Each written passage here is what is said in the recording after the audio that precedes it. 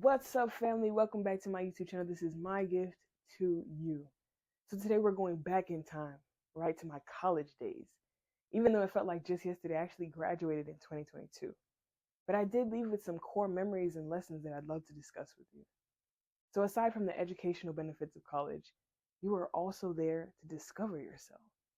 The things you like, dislike, exploring new activities, and finding ways to engage in campus life. It's a time of your life where you should be cultivating new experiences, friendships, and just creating an unforgettable moment. Right? So I went to FAU, aka Florida Atlantic University. Shout out to my Owls, baby. And as a freshman, they were really encouraging us to put ourselves out there, right, on campus. Whatever your interests were, they had a club for it. That way you could connect to like minded people. And I've said this before, but I'm very extroverted. So I'm big on creating new relationships and putting myself out there, being social. I love to meet new people, things like that. And I could tell the other freshmen were a little intimidated. They were nervous. But I, on the other hand, I was excited. It's like, let's go. I want to see everything this school has to offer. And according to Grand Canyon University, studies have shown that joining school clubs can actually lower your levels of stress, improve those communication skills, and expand professional networking opportunities. So after hearing that, I'm like, wow, what new connections could I make while I'm here? You know? And they gave us this tour throughout this long runway that FAU refers to as the breezeway. It had what seemed like a million different club tables set up for just the freshmen. So as I'm walking in, I see environmental club, golf club, robotics, Greek life, but there was one in particular that caught my eye. This organization was called the National Council of Negro Women, or NCNW for short. I immediately gravitated towards them because I was seeing women that looked like me, all shapes, sizes, and identities with great energy. Their table had albums of gatherings, community service, and bonding events. I was in awe. Okay, you have to remember, I'm coming from a predominantly white high school, so seeing these women of color was exhilarating. I could feel the unity that they were advertising. And one thing I'm always going to do is celebrate my black women, okay? So the girls at the table informed me that NCNW was founded in 1935 by Dr. Mary McLeod Bethune. The National Council of Negro Women's mission was to lead, empower, and advocate for women of African descent, their families, and their communities. In my mind, I'm like, oh, I'm sold. You got me. Because that's all I ever wanted to do. And in that moment, it clicked. I felt like I had found my people. I joined NCNW my freshman year, and I studied every single role. They had an executive board with different positions to make sure that the organization ran effectively. And I was so committed that I made it more of a priority than my schoolwork, which I do not recommend. Okay, any incoming college students, schoolwork comes first. Seriously though, I was at every event, meeting, barbecue, anything you can think of. And this led to me becoming close to the president, and we're still close friends to this day. Then I became a sophomore, and they opened up positions for the e-board. So I just knew that this was my opportunity. I couldn't waste it. I couldn't be passive. I had to seize it by any means necessary. So I put myself out there. I applied for this position called the chaplain. So chaplain was a new position that was created, and it was required for this person to pray before and after the meetings, as well as create a close relationship with the members. Now I pray every day. So I'm like, okay, I definitely can do that. And I'm social. So, and they told me, Imani, you have such an energy about you that makes people open up effortlessly. They get vulnerable with you, they feel safe with you, and we need more of that. Can you handle this role? Duh. Are you kidding me? See, I remember the rapper T.I. saying, move at the speed of opportunity. So even though I didn't have all the answers and I've never done anything like this to feel qualified, this is what comes natural to me. So of course I said yes with no hesitation. I felt like this was my calling. Like my people skills is what God gave me as a gift. But how many people were actually waiting on me to activate my purpose? I was thinking that, me joining them was beneficial for me, but it was actually filling an entire void on campus because this position was never heard of for any organization. So I served it to the highest capacity.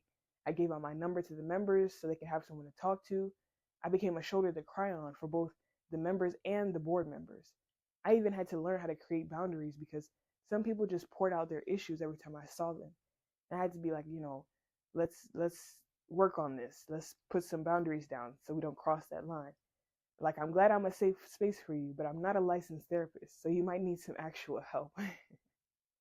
But even though some of the things were outside of my expertise, everyone I spoke with, I left with a word of encouragement. Some of the students were struggling with death in the family, being homesick, balancing schoolwork, managing relationships, etc. So whether my advice was immediately solving the issue, praying over it, or journaling, I was committed to their mental and emotional well-being. I took my position seriously, and I even researched how I could better support them. And they were blown away, right? But for me, it was an honor to be a part of this organization where I could actually empower people and have full control. But I know you're probably like, okay, that's great and all, but what did you actually do? What impact did you actually create? Does anyone even remember you? Don't worry, I got you. So to break it down, we would have these bi-weekly meetings called GBMs, short for General Body Meeting. We would have our members and other students meet in a lecture hall or, event space and discuss different topics. Every meeting started with a prayer for myself, and it would be tailored to whatever the topic was. For instance, I would pray for God to enter the atmosphere, to lead us, to guide us along our journey of pursuing this education. I would pray for the topic to penetrate our hearts, for us to apply the information when needed. I would just pray over the entire community, right? Sometimes we'd be teaching self-love or financial literacy or balancing work and personal life, debunking myths in the Black community, and much more. So whatever my prayer would be tailored to that. God, equip us with the tools needed to be successful now and in the future. It was like God would take control of my mouth because people would compliment my word flow, my diction, and I was just in the spirit. My prayers were so intentional and powerful, people had no choice but to be drawn to our organization. And of course, I was that gay girl that could pray really well. The irony of that, right? That was like what I was known for on campus. Since I'm so extroverted, I was always active in the meetings, sitting in the crowd, or participating in the icebreakers and conversations. I would volunteer to share my testimony or experiences, whatever else you needed me for. I was reliable, I was dependable, and I was the first in line. They knew they could count on me, right? Whether it was recruiting new members, supporting other organizations, and keeping the sisterhood alive. After that year, I eventually became the public relations chair, and I continued to develop in my position. So then I was in charge of all communication, oral and written. I organized, sponsorships, partnerships for various events, and I did so much. But in reality, they were the one that gave me the fulfillment I didn't even know I needed. See, what I didn't realize at the time is that my voice had power. It has the power to create monetary value. The experience I gained in NCNW was actually a stepping stone for me to finally discover my gift. The ability of using my voice to impact the way others thought, acted, and developed was something I took for granted. It's the fact that people were getting paid to do the exact same thing I was doing for fun.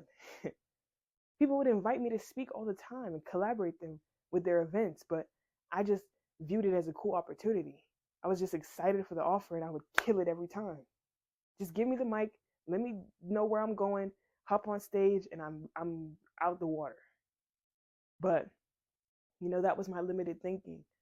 So once I did my research and exposed myself to the industry, I knew for sure that speaking was a lucrative industry, just like sports or the medical field. I was seeing people get $10, $20, $50,000 checks from simply speaking and sharing their information. Jamal King always said your level of exposure will determine your level of success. And then it finally happened. I discovered the great motivational speakers of the world, the Les Browns, Tony Robbins, Inky Johnsons, Eric Thomases, Oprah Winfrey's. It was just a matter of time before I became more curious and more hungry for this passion burning inside me. It came natural to me because I was a people's person. but I knew that there was a science to it. There was so much more going on than going on stage and just being loud. So I started to study these great speakers. Watching TED Talks and keynote speeches, they prompted me to change my major from business to communication. That and the fact that I could not pass accounting to save my life. But when I think back, it all started with when I was a little kid, volunteering to speak for the group project or commanding a room full of students. Each decision led to more and more opportunities that were all a part of God's plans. Isn't that amazing how He works? NCNW showed me the power of building relationships and how you really can find strength in numbers. See, we discussed unity both on campus and within the Black community. We taught each other not to just see our peers as competition, but to see ourselves as the successful version of each other. Because if my homegirl can sell t-shirts or have a hair service and successfully make a profit, then she can teach us the blueprint for us to win together. Once you plan an event and you're trying to execute a vision, you realize how much collaborations really come in handy. We would host a picnic, for example, and partner with other organizations for resources like drinks, food, silverware, decorations. This is how you work smarter and not harder, and that's what it was teaching me. Being an ally to other organizations revealed opportunities that we weren't even aware of, like grants or scholarships for our members. One of my favorite events that we held was a basketball fundraiser pertaining to raising awareness towards gun violence. We even got a speaker for the night. Now, I'm not just talking about anybody, but the Trayvon Martin's mother. Hearing her heartfelt story on losing her son to gun violence and discrimination not only touched our hearts, but it ignited us to create real change within our community. Networking allows you to share information, gain a support system, and enhance your reputation and credibility. So even having connections to people that were former NCNW members and joined Greek life allowed us to have an advantage. Why would I not want to support you? And this applies to the real world as well. If I have an influence or a strong platform, I'm always looking to promote a brand or a small business. And this mindset came from being around like-minded individuals that truly wanted to see you excel. Not to mention, we could receive real feedback on projects that could help us grow in the long run. You never know when the right person might come in handy. Believe me. And this is not my way of trying to get you to join NCNW. I just wanted to share a part of my journey so you could see and gain insight on the woman that I am today. I am the triple threat speaker because this organization gave me a platform to bloom into the person right in front of you. They accepted me as a gay Black woman and trusted me with the reputation of this organization. They allowed me to diversify my gift and interact with people from all races and backgrounds. Even before I was speaking in that position, I was still speaking. Y'all hear me? I never knew it would grow into this. Now I have a social media platform of almost 10K followers, almost 500 subscribers on my YouTube. Look at God. And I say this to say that things come together in your favor, even when you don't realize. I'm telling you, God declared all things work together for those who love the Lord, Romans 8:28. And I don't know about y'all, but I love me some God. Okay, I will glorify Him in all that I do because without Him, none of this is possible. Every experience I had in college served as a puzzle piece of something bigger, a bigger picture. All you have to do is trust in Him. You don't have to know the how or the when that things will happen. Just believe that He has His hands on it and He will come through. So thank you. Thank you to NCNW for helping me develop my skills, learn from my mistakes, and just showing me what a successful system looks like. They taught me true public relations, time management, event planning, sisterhood. They prepared me for the things that I could never imagine, including the laughs and the tears. So I'm truly thankful. NCNW gave me fundamentals that I will carry with me for the rest of my life, and I will be forever grateful to them for seeing something in me that I didn't even see in myself. This was truly the best part of my college experience, and I will never forget my ancestors. I love you guys. Thank you. Make sure you like, comment, and subscribe down below. And what organizations were you a part of when you were in college? Let me know. How did they benefit you, or what did you learn from them? So we can really just create this community and keep the love going. All right?